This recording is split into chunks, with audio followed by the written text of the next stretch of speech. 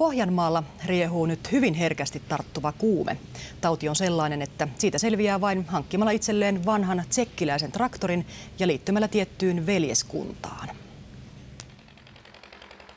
78 vuonna mä olin tuolla Etelä-Pohjanmaalla töissä ja sieltä ostin tämmöisen Zetorin, kun se oli semmoisen mukavan tuntuinen ääni. Ja sitten pojat rupesivat ostelemaan kanssa ja sitten innostuttiin ja ruvettiin näitä entisöimään. Nyt on Sievin ja Alavieskan kylillä Zetoreita jo pitkä rivi. No se tuli se hirviä kuu. Siitä ei auttanut muu kuin lähteä hakkeen Zetoa. Ja löytyi se viimeisen. Oikein Zetor-kuume? Joo, aivan maho. Minkälainen tuo Zetor-kuume on? No sitä ei pysty nukkuu eikä tekee mitään, kun se on koko ajan mielessä. Esa Nahkala on tartuttanut Zetor-kuumeen jo poikinsakin. Minkä takia sä tykkäät Zetorista?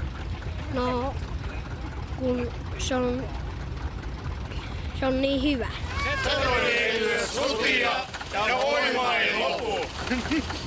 Zetor-veljet nauttivat paitsi ajamisesta, myös saunomisesta.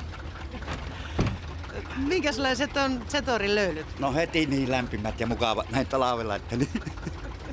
Oikein saunan tuntua on.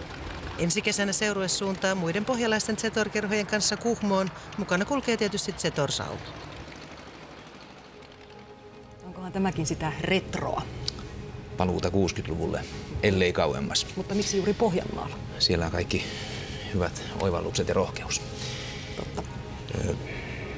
Tätä seuraa tuttuun tapaan Tulosruutu uutisista näkemiin. Näkemiin.